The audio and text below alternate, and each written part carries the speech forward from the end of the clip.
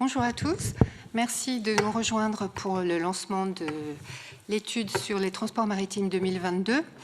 We are now going to present the report. We have on the podium our Secretary General Rebeca Grynspan and Shamika Sirimanne, who is the Director of the Division on Technology and Logistics. Without any further ado, I will give the floor to Secretary General. Madame Grynspan, you have the floor. Thank you very much. I'm sorry for the slight delay. Let me greet Shamika Sirimanne, our head of the division, and Jan Hoffman, the head of the branch, and all the team that has made this report. Thank you very much for wonderful, wonderful work once again. So really thank you for joining us at the launch of the UNCTAD's review of maritime transport 2022. This is one of UNCTAD's key reports. And as we all know, shipping is vital to the global economy. About 80% of all traded goods that are moved around by sea. So without maritime transport, essential items like food and medicine cannot flow. Key supply chains for energy and commodities cannot function. And affordable prices are almost impossible to maintain. But for the last 2 years, the maritime industry has suffered from tremendous disruption. COVID-19, the war in Ukraine, climate change, and geopolitics have clogged ports, pushed up prices, and closed entire shipping routes. The logjam in global logistics has affected all of us. Those especially hard hit are the economies far from the main line of trade. Small island developing states, landlocked countries, and countries in Africa and Latin America have suffered. To ensure global trade benefits all, we need to be better prepared to cope with shocks to global value chains. We need the maritime industry to improve efficiency, invest in infrastructure, and reduce its carbon footprint. So this report comes with 3 key messages for policymakers and the millions of people who work in the shipping trade and make the essential lifeline of maritime trade possible. First, the maritime industry plays a key role in alleviating the current crisis, helping to implement the 2 agreements signed in Istanbul in July. Shipping can bring prices down and ensure the world has enough food and fertilizers next year. UNCTAD, particularly our teams working on maritime logistics, has supported this initiative with data, intelligence, analysis, and policy guidance. But much more has to be done. This review calls for stronger transport infrastructure, improved connectivity, expanded warehouses, and fewer shortages of labor and equipment. In short, we need to tackle the many sources of inefficiencies at ports and inland transport networks. This review also calls for better implementation of transport and trade facilitation solutions at ports and borders. At UNCTAD, we work very closely on facilitation through different programs on ports and customs, like ASICUDA and the port program and training. And these are our largest technical assistance projects going to really dozens of countries around the world. This report calls for a faster transition to smart and green logistic systems and to the widespread use of electronic documents in international trade.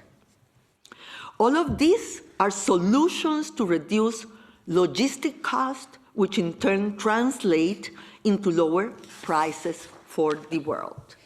This is not rocket science. It's very concrete, very things that can be realized with political will and with the necessary financing to take on board the needs of the countries to make this happen.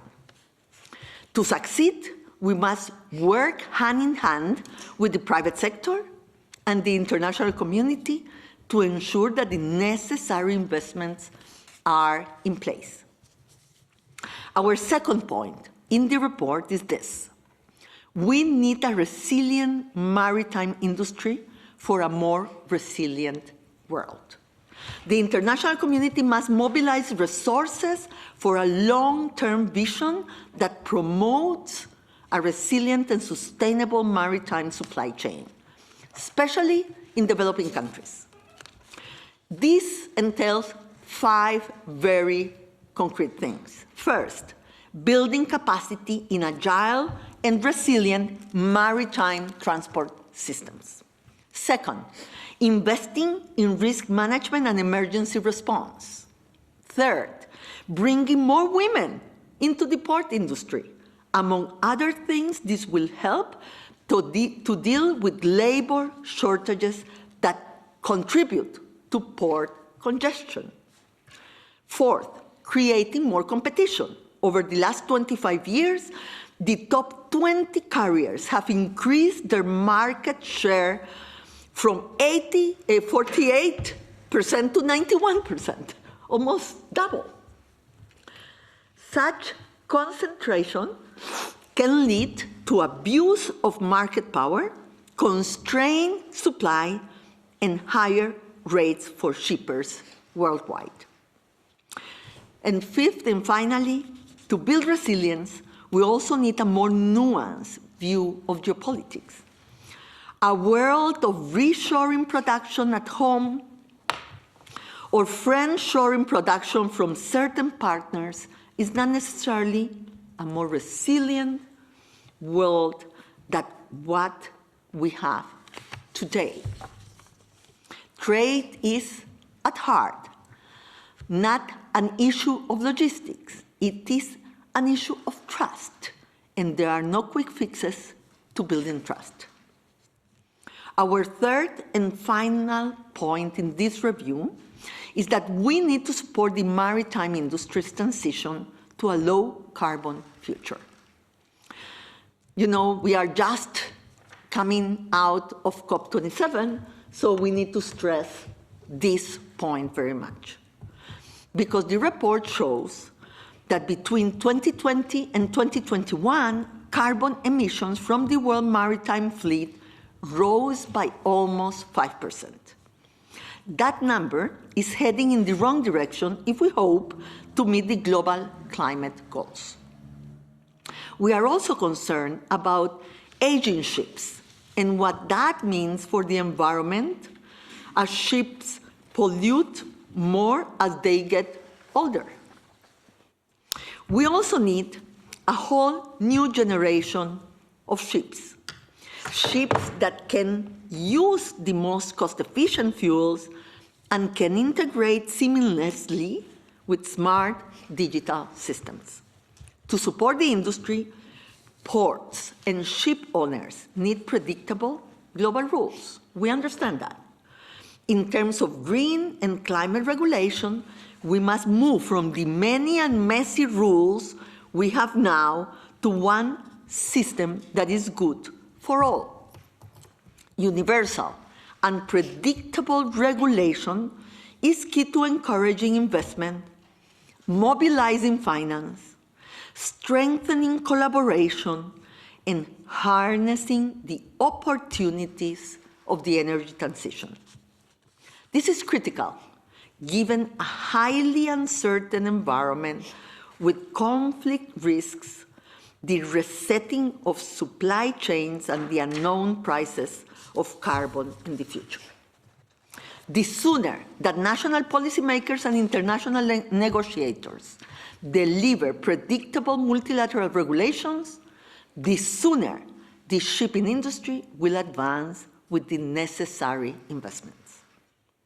So, ladies and gentlemen, dear friends, Shamika Sirimanne, UNCTAD's Director of the Division of Technology and Logistics, will brief you on some of the key details. In just a moment, she will go deeper into these issues, but I want to take this opportunity again to personally thank her and her teams for all of their effort with the review, which remains essential reference for the maritime industry worldwide. I leave you with my final message. The last 2 years have brought unprecedented disruption on a global scale. To help resolve our current crisis and prepare for the future, we need shipping and supply chains to be more efficient, more resilient, and far more green. To do that, we must change course, and we must do it now. Thank you. Shamika? The floor is yours, Madame Sirimanne. Thank you, SG. Thank you, Kathleen. To emphasize some of the points that made by the SG and also to back them up on a few numbers. So the maritime trade recovered very strongly in 2021, and we thought things were going well. And this is, the trade grew at 3.2% in 2021, and in comparison to the contraction in 2020 of 3.8%. So this is a big recovery. And it was driven mainly by increases in demand for containerized cargo and backed up by stimulus packages in major economies. So the population's buying more goods, especially online, while they were away from partaking in all sorts of services like going to movies and restaurants during the pandemic. So 2021 was a good year. But then, unfortunately, in 2022, this recovery basically lost steam. We expect in 2022 maritime trade growth to slow to 1.4%.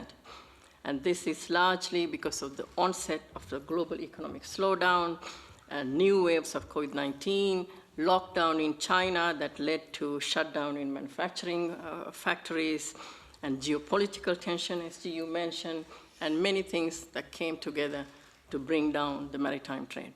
And as we go forward to the next 5 years, from 2023 to 2027, we think that we predict an annual average growth of 2.1% for the sector, but this is much lower than the trend, long-term trend of about 3.3% growth in maritime trade. So the things are not looking up very well. So the second point I want to bring to your attention is the container freight rates. You all know that it went up 7-fold between October 2019 and January 2022, 7-fold increase just between these two periods. But the rates have dropped since mid-2022, and it's because of the shipping capacity opened up, but it was not matched by increased demand, and especially with this onset of the global economic slowdown. Nonetheless, the container rates are still high. They are 36% higher than the pre-COVID times, and this is still a concern. And by the way, freight rates remain high for oil and gas tankers, and because we are confronted with the energy crisis. So you will see a lot of talk about freight rates coming down, but they're not so down. They have come down from the very, very high historic highs. And we think that in the medium term to long term, freight rates will remain higher than pre-COVID averages and be more volatile. The reasons have to do with some of the things our SG mentioned, the cost of decarbonization and the consolidation of the shipping lines. So these are two important mega trends that are happening. Let me give you a couple of numbers. As you know, on the decarbonization, there are new and forthcoming regulations, including at the International Maritime Organization, aimed at reducing carbon emissions in shipping. This transition entails a high degree of uncertainty about the future fuels, vessel types, and the impacts on shipping services and networks. And all these forces will raise freight rates. So this is a concern. And on consolidation, Esther, you mentioned some very striking numbers. The container shipping lines have been consolidating horizontally through mergers and acquisitions. And the top 4 shipping lines control more than half of global capacity. And these 4 are also consolidating vertically by acquiring terminal operations and also other logistics services. And just these 4 largest container lines are now among the top 10 terminal operators. So they're at the both sides of the table. They are the shipping companies, and they also operate the ports. And we all know the monopolies do not serve the interest of small countries and small traders. So the third point I wanted to bring to your attention is, so the era of cheap, efficient, reliable, and well-connected maritime trade may be coming to an end. And this supply chain crisis that we have gone through, and other wake-up calls, like I'm talking about the temporary closure of the Suez Canal, the seafarers' predicament during the pandemic, the war in Ukraine, more frequent and more intense natural disasters, all of this call for the maritime transport industry and governments to pay a lot more attention to building resilient end-to-end logistic operations. As SG, you mentioned, the investment in adequate infrastructure is critical. We are talking about upgrading ports, storage and warehousing equipments, hinterland connections, and very importantly, digitalization and skills building. And this whole sector has been much neglected and over a very long period of time. So we need to pay attention. And in the report, we pay a lot of attention to international cooperation, where the gaps are. Let me give you 2. On decarbonization, we call on countries to aim for a just transition towards low-carbon shipping. The revenues that could potentially be generated through setting a price on carbon emissions from shipping should support developing countries, especially the most vulnerable, to absorb the transition cost and to fund climate adaptation and mitigation as they processing through decarbonization. And another big area is on consolidation. International community needs to monitor freight rates and charges and the industry trends. We call for establishing monitoring tools and performance measurements, including regional and global freight observatories. There is a need for more collaboration between competition authorities across countries to work together based on the UN set of competition rules and principles that we at UNCTAD brought to light.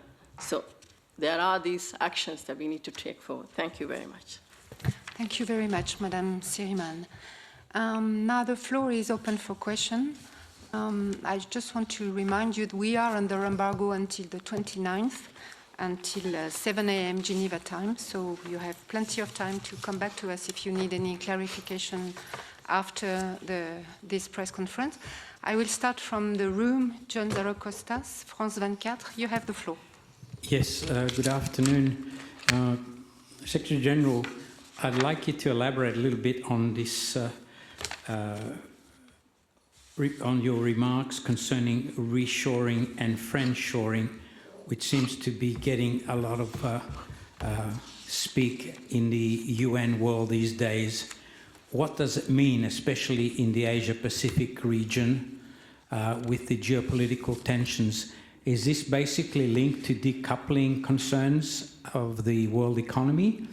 Or is it the after effects of COVID-19 and the single source dependency on so many life-saving equipment and supplies. Thank you.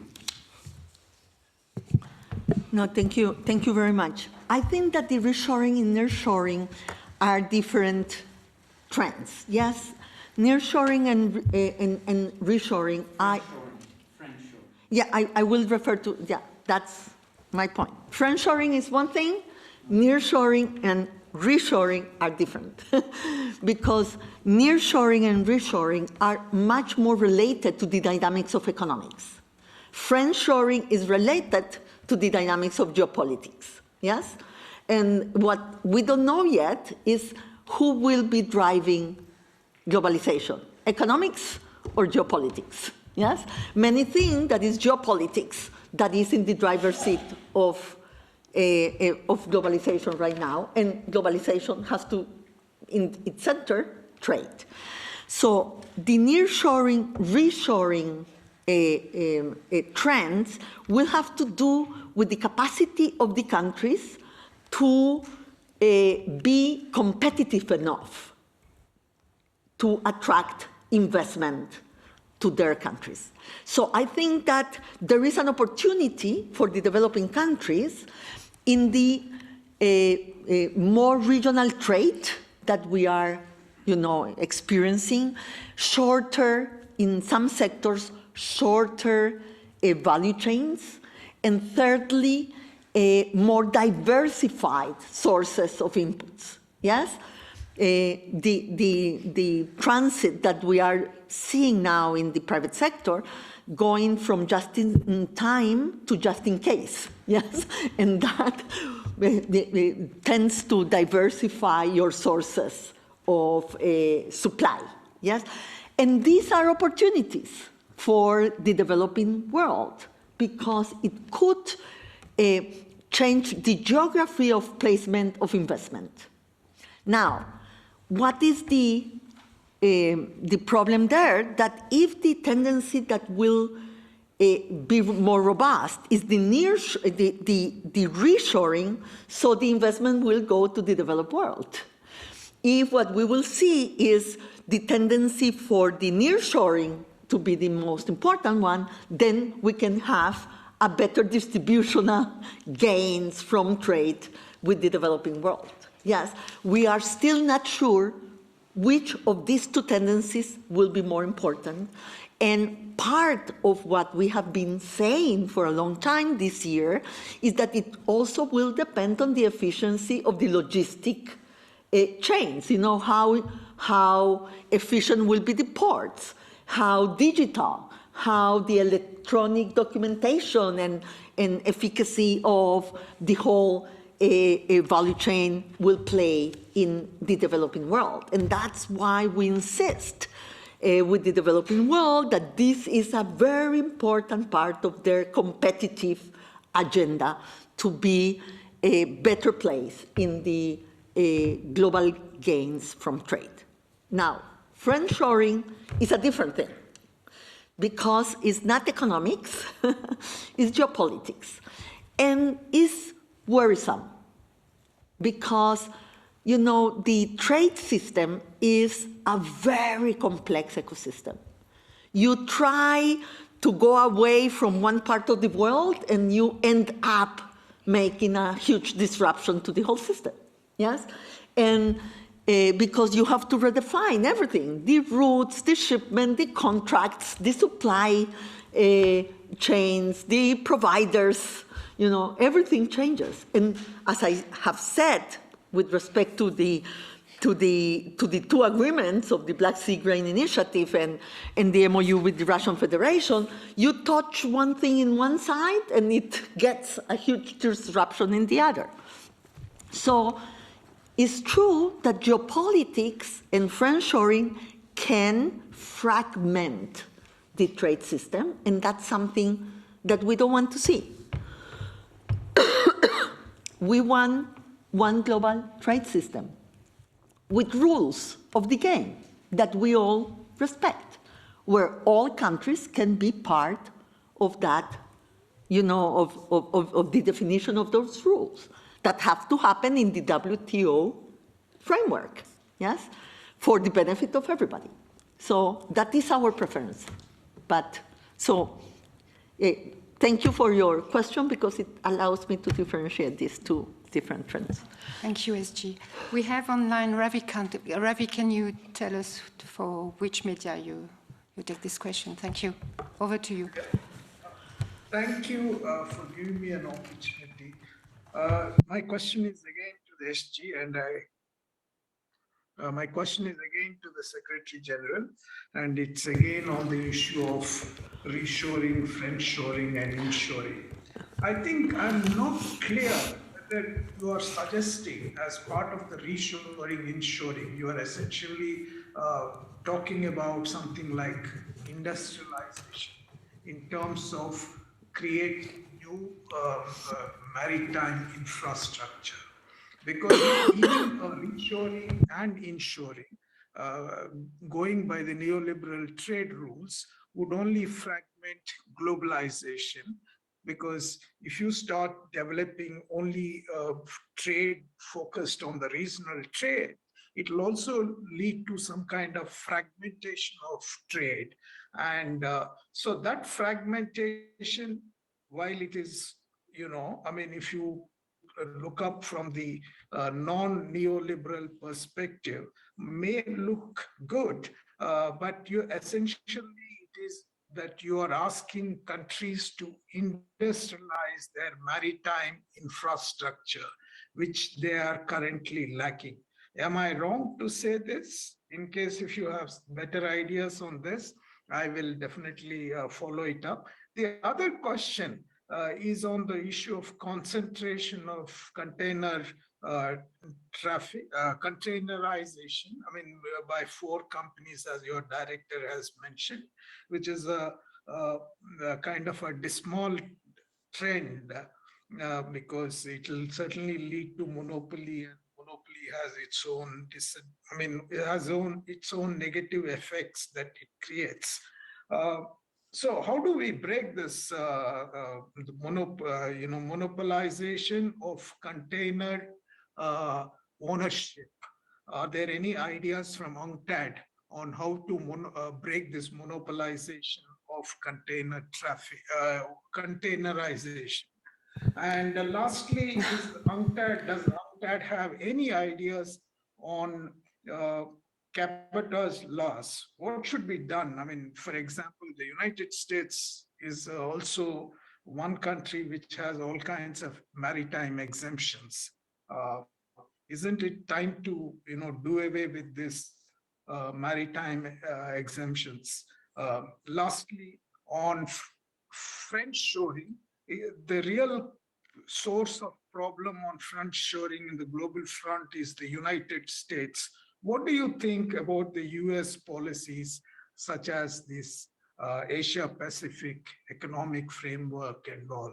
Do you think US should pursue or should not pursue? Thank you, Ravi. Thank you. SG. Okay, Ravi, very good comment on the nearshoring and reshoring, but let me put it this way. First of all, let me say that neoliberal policies have never liked regionalization, the opposite. They never wanted more integrated regional value chains. So integrated regional value chains are very important for the developing world. Now, the real question is if we will have open regionalization or closed regionalization. Yes?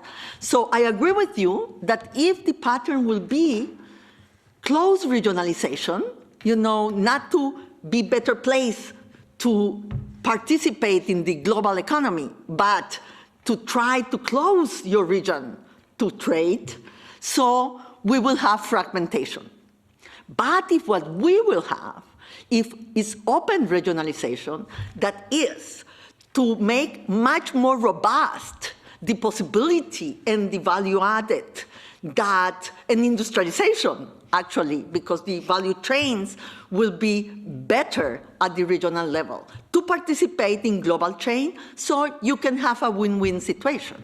That's what we see, for example, in the African free trade area, that a huge opportunity, and precisely UNCTAD has put forward statistics and projections of how much Africa can gain from the African continental free trade area, because they could really push for a better industrialization and diversification of their economies. And that can be better done if you have integrated systems, but not to close yourself, as I say, but to participate in global trade. And that's why nearshoring can help, because part of the problem that we are seeing right now is that investment is skipping, obviously, LDCs, you know, the least developed countries, and skipping the majority of the developing world.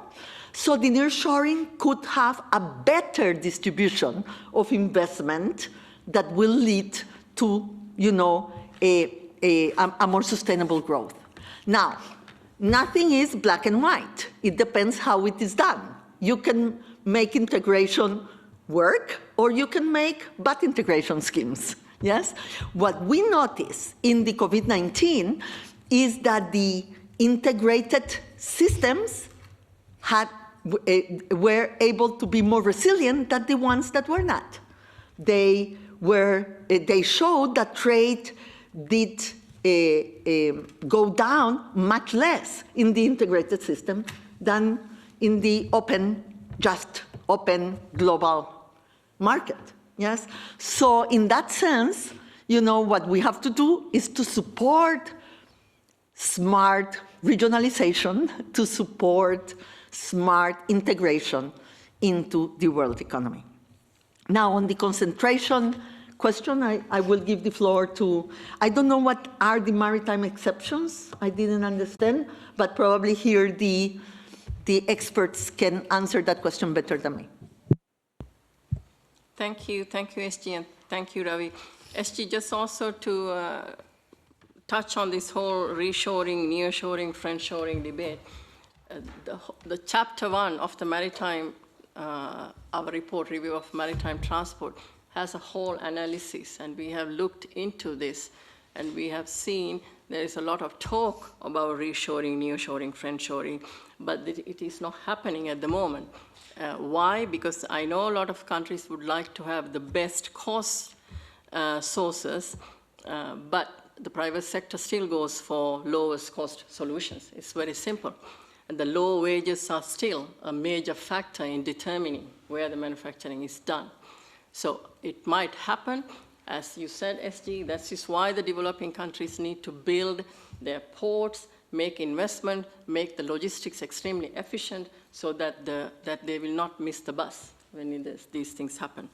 Now, when it comes to the monopolistic tendencies of the sector, it is, I think, as you said, Ravi, it is a concern because the consolidation happening in two fronts, consolidating horizontally through mergers and acquisitions. The shipping lines are buying each other, they are going bankrupt and then being brought on to these big alliances.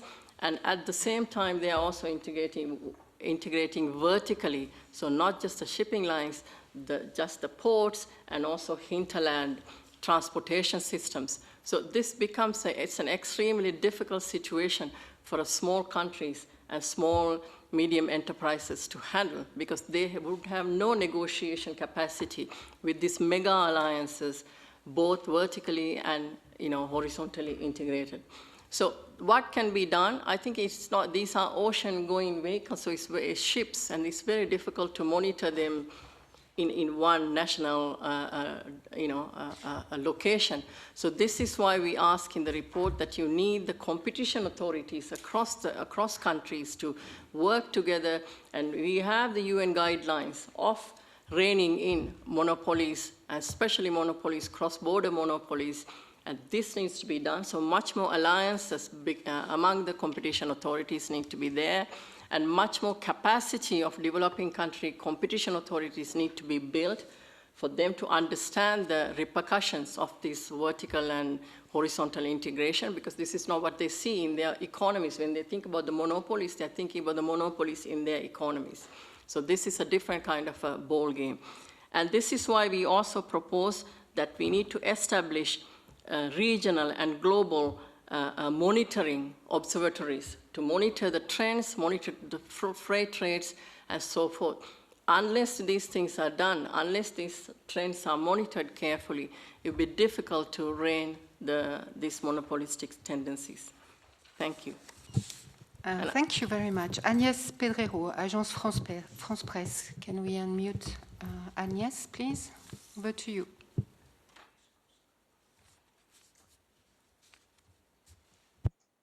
Hello, do you hear me? Yes, go ahead. Yeah. Okay, thank you. Hi, everybody. Agnès Pedrero from AFP in Geneva. The report make a call to adapt the ports to the impacts of the climate change. I wanted to know if you could be more specified on this impact of the climate change on the ports. What does it mean? And if you could give some examples of this adaptation which is needed. And also, could you let us know how the increase of the sea levels will affect the maritime transports? What will be the impacts? And then, if I may, a very small question about the report saying that ships oversizing is also raising concerns. I wanted to know why. Thank you, Agnès. Shamika, you want to take... Could you please repeat the last question? I couldn't hear you. Ships oversizing, can you explain? The big ships, okay. Okay. So with regard to the whole decarbonization, so the decarbonization is going to affect all shipping, the entire shipping industry, reduce the carbon emissions in the shipping industry. And this would also affect the ports, where the ports can handle these requirements that the ships would require when they come into the port. Would the ports be able to provide renewable energy and so forth? So the ports need to be also prepared for these ships with these new regulations visiting the ports. You see, the impacts will be much wider. It will be much on what kind of fuels the ship should be using, what kind of vessels we are going to be put on the sea, and what kind of a maintenance that these ships need. And they all, they will be servicing at these ports. If the ports are not ready to service these ships under these new regulations, ports will miss out. And then I think this other question you raised, big ships, then it gel with this question. One of the reasons, one of the facts that we see the big ships are because of this consolidation. Big shipping companies, they can afford to have big ships. And plus the technology is there. The material technologies are there. You can build these humongous ships. Now, what will happen when the ships are there? They will bypass small ports. They will not be able to come if the ports are not deep enough. If the ports are very small, like in small island state, they will not visit these ports. So the small countries and the low-income countries who are not able to fulfill these conditions and requirements of the big ships would totally miss out in maritime trade. And as you know, maritime trade provides enormous amount of jobs, not at the ports, but also in the hinterland, the landside jobs, and they will all be gone. And this is quite a big concern. And for small islands, the ships, these big ships, will come to some mega port somewhere, and there will be very few connections to the small islands, and these connections will be extremely expensive. So there are enormous amount of difficulties that these technologies and these big ships are going to bring to low-income countries and small island countries, and also this the whole point of the decarbonization. If the ports are not ready, they will miss out. So in all fronts, the small ports, small countries will miss out in maritime trade. Thank you very much. We have a question from Reuters online. Jonathan, you have the floor. Thank you so much. This is Jonathan in London. Can you hear me? Yes, perfectly. Go ahead. Oh, that's great. Thank you. I wanted to pick up, if it's possible, just to get a sense of your indications about 2023. Obviously, the volumes and the expectations are that maritime trade is going to drop. If you can amplify that. In addition, Do you have any sense of what the impact of the G7 proposals on the price cap are going to have on the tanker market? You mentioned that there's going to be more volatility there, given that there's going to be displaced trade from Russia. And to the Secretary General, just to bring in the element of the grains corridor, it's obviously very key that it's sustained. It's 120 days that's been renewed for. What impact will this have if there's not a further renewal upon maritime trade, given the importance of Ukraine's grain exports, but also if we don't see much more emphasis placed upon Russian exports of grains and ammonia, either through the corridor or through some other agreement that might be reached? Thank you. Thank you. Shamika, you Yeah. yes, please. Yeah, go thank ahead. you. Let me get to these numbers for the 2023. So 2023 is very much the crystal ball right now, because we are in an extremely uncertain, we have entered into an extremely uncertain world. You know, we have a global slowdown, and it's even could be a stagflation kind of. There's a slowdown in one side, and there's a rising prices on the other side. So this is an unusual situation, and we are in a difficult moment to assess. And then the geopolitical situation is not good for the world as we walk into the next year. So the 2023, we still believe it will be a bit better than the 2022, because 2022 we expect the maritime trade to grow at 1.4%, and in 2023 it's to go up to 2.1%. But nonetheless, we have this downside risk. At the moment, downside risks are weighing heavily on this forecast of 2.1%. So, Jonathan, if I understood you correctly, first of all, I think, I really say this, you know, very directly, there is no point to speculate on if this won't be renewed. Yes, we will all work for this to be renewed. I haven't been almost in the last years of my career in an area that has so wide consensus in a moment that is so difficult for the world, yes? I have said that when I was in the Security Council, it was across the board, all the continents, all the type of countries, different, middle income, high income, low income, developing, developed, that really thought that the Black Sea Grain Initiative is so important. So this initiative has wide support. And we all have to do whatever is necessary. And as I have said, the Secretary General in the UN won't spare any effort for the Black Sea Grain Initiative to be renewed when it comes the time. Let us enjoy a little bit that we are just starting the 120 days.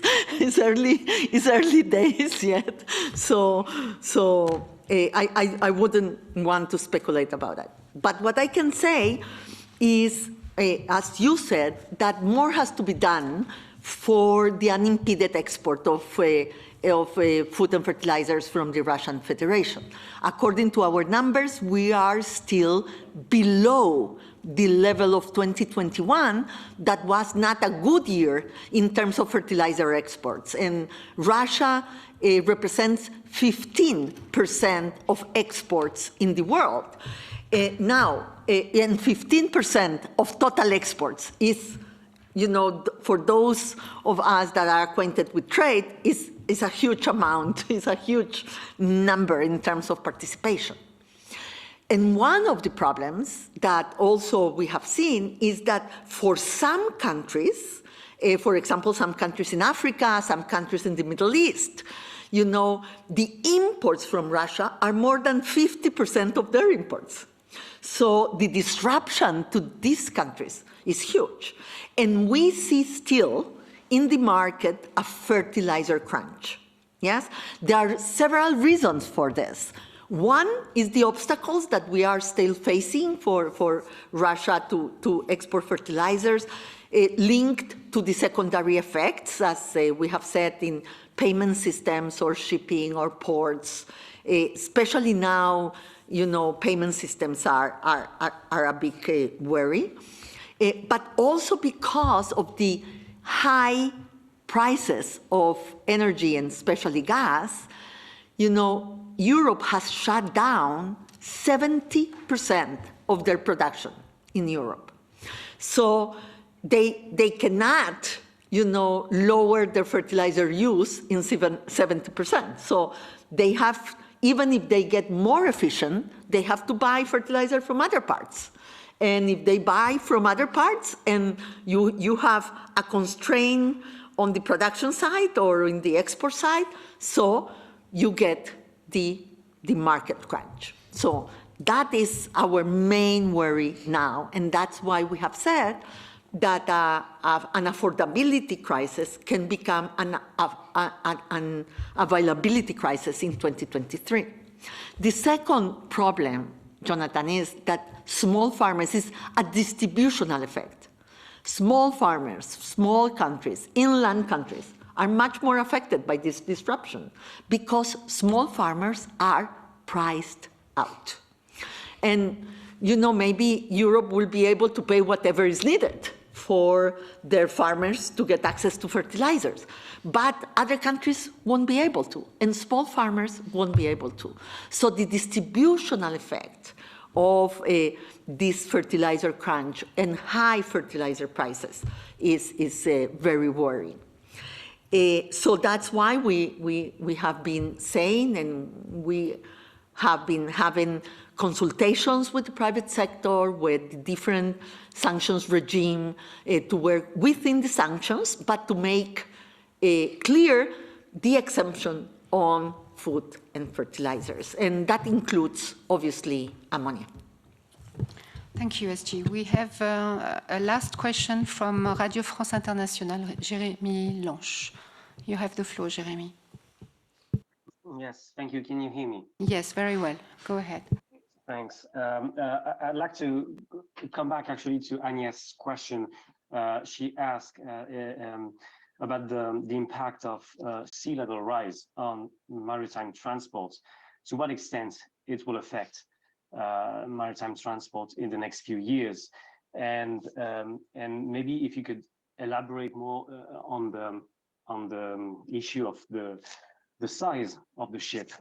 You answered already, but I'd like to know if you are actually calling for companies to basically go back to smaller ships, because having those gigantic ships that cannot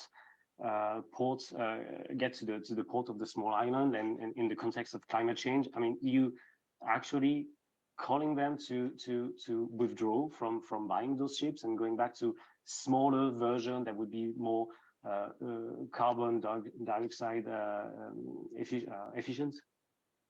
Thank you, Jeremy. Shamika, Sirimanne will answer. Thank you very much, Jeremy. I think we need to come back to you about the rising sea levels. This is not something we have analyzed to see what are the implications of rising sea levels on maritime trade. But this is a good question. But I just want to, since we are talking about climate issues here, I want to mention that we are, in the report, we talk about the increased intensity and increasing numbers of disasters, and because of the climate change, and how they have affected ports and how they are going to affect more and more maritime trades. And these impacts will be felt very much by the small island developing states and low-income countries. So this is a real concern. And part of the reason we are also asking that these investments in resilience in ports is because the tendency is, as we go forward, we are going to face increasing climate-induced disasters, and they will hit hard the low-income countries of the world, and who are not prepared. Their ports are not prepared to take on these disasters. So this is something that we have addressed. But let me get back to my colleagues, and we will get back to you on the rising sea levels and our analysis on this thing. And with regard to the big ships, I think it will be very difficult for us to tell these monopolies to go back to smaller ships. It will not happen, because the thing is that the technology is there, the material technologies are there for these ships to float. So they are big, but I don't think they are going to be they are going to be bigger than what we have now, because I think the technology has brought the bigger ships that we have seen now, and I don't think the technology exists to make these ships even bigger. maybe in few years down the road when we make more improvements on nanotechnologies, but not now. So we will have this X number of ships out there, the big ships, and the same size would remain. And it would be very difficult to ask these huge monopolies to stop sailing in these big ships. But what we need to make sure is that the connections and reliability and the cost will not increase for small island economies and for low-income economies, because the ships are now visiting them. So this is why it's extremely important to make these investments in ports and in other logistics operations, so that the developing countries will remain competitive in this emerging new world of big ships and new technologies and decarbonization measures and so forth. Thank you. Thank you very much. We are going to close now this press conference. I will give the floor to our Secretary General for a closing remark. And all the questions that you may still have, please send them by email and we'll make sure you get an answer quickly. We are under embargo until the 29th, until 7 a.m. Geneva time, so 6 a.m. GMT. And so we have plenty of time to give you more elements. SG, you have the floor. Yes, thank you very much. I know that there are follow-up questions. Unfortunately, I have to go, but we will answer them. So please, let us receive them to be able to get back to you, to those that have any further questions. I only want to say that the issue of the distributional effects of what we are seeing in terms of the world have to worry all of us, because resilience is also about inequalities. It's not only technical, yes? Inequalities makes us more fragile. And we saw that with the cascading crisis that we have experienced during these years. We saw the problem of inequality with COVID-19. We are seeing the problems of inequality with climate change. We have seen the distributional effect and the cost of living crisis with the war in Ukraine. So we have to be able to understand the factors that are making the world more unequal. And one of them are, and some of these factors in the maritime space have been flagged in the report. And we have to pay attention to them.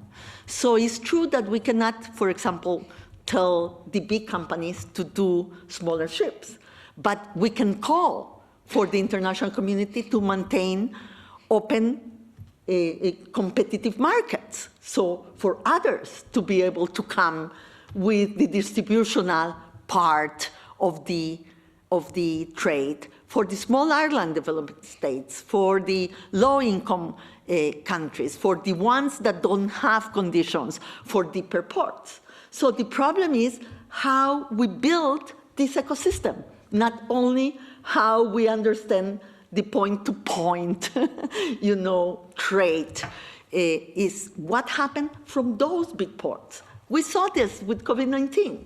So Los Angeles was completely congested, but there are other ports that were not used. Yes? So how we make this system to work. And I think that we all have to put ourselves in the solutions, on the finding solutions to a problem that can affect very deeply, not only global trade, but the distributional effects of trade and the possibilities for a really prosperous, inclusive, and sustainable future.